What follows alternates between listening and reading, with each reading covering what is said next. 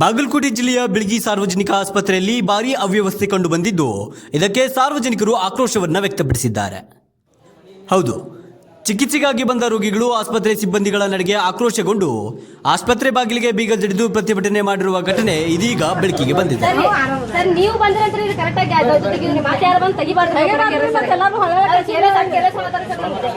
ತೀವ್ರ ಜ್ವರದಿಂದ ಬಳಲುತ್ತಿದ್ದ ಬಿಳಗಿ ಪಟ್ಟಣದ ನಿವಾಸಿ ಮಹಾದೇವಿ ಎಂಬ ಮಹಿಳೆ ಇಂದು ಬೆಳಗ್ಗೆ ಸುಮಾರು 6 ಗಂಟೆಗೆ ಚಿಕಿತ್ಸೆಗಾಗಿ ಸಾರ್ವಜನಿಕ ಆಸ್ಪತ್ರೆಗೆ ಭೇಟಿ ನೀಡಿದರು. ಆದರೆ ಆಸ್ಪತ್ರೆಯಲ್ಲಿ ಹೇಳುವವರಿಲ್ಲ ಕೇಳುವವರಿಲ್ಲ ಎನ್ನುವಂತಾಗಿ ಸುಮಾರು 2 ಗಂಟೆಗಳ ಕಾಲ ಕಾದ ಬಳಿಕ ಆಸ್ಪತ್ರೆಯ ಮೆಡಿಕಲ್ ಸೆಕ್ಷನ್ಗೆ ಹೋಗಿ ಚಿಕಿತ್ಸೆಗಾಗಿ ಮೊರೆ ಇಟ್ಟಿದ್ದಾರೆ. ಆದರೆ ಈ ವೇಳೆ ಆಸ್ಪತ್ರೆಯ ಸಿಬ್ಬಂದಿಗಳು ಯಾವುದೇ ರೀತಿಯಾದಂತಹ ಮೆಡಿಸಿನ್ಸ್ಗಳಿಲ್ಲ ಎಂದು ಚಿಕಿತ್ಸೆಗೆ ನಿರಾಕರಿಸಿದ್ದಾರೆ. ಅದು ಬೆಳಗ್ಗೆ 6 ಗಂಟೆಯಿಂದ 8 ಗಂಟೆವರೆಗೂ ಡೋಸ್ ಕೊಡ್ತಾರೆ. ನಾವು 8:30 ಆದ್ರೂ ಯಾರು ಬಂದು ಕೇರ್ ಮಾಡಲಿಲ್ಲ. ಬೇಸತ್ತ ಮಹಿಳೆ ಆಕ್ರೋಶಗೊಂಡು ಆಸ್ಪತ್ರೆಯ ಬಾಗಿಲಿಗೆ ಬೀಗ ಜಡಿದು ಇದೀಗ ಪ್ರತಿಭಟನೆ ಮಾಡುತ್ತಿದ್ದಾರೆ. ಸ್ಥಳದಲ್ಲಿ ಉದ್ವಿಗ್ನ ಪರಿಸ್ಥಿತಿ ನಿರ್ಮಾಣವಾಗುತ್ತಿದ್ದಂತೆ ಡಾಕ್ಟರ್ ಪ್ರವೀಣ್ ಹಳಗುಣಿಕಿಯವರು ಸ್ಥಳಕ್ಕಾಗಮಿಸಿ ಮಹಿಳೆಯರ ಮನವೊಲಿಸಿ ಆಸ್ಪತ್ರೆಯ ಬಾಗಿಲನ್ನ ತೆರೆಸಿದ್ದಾರೆ.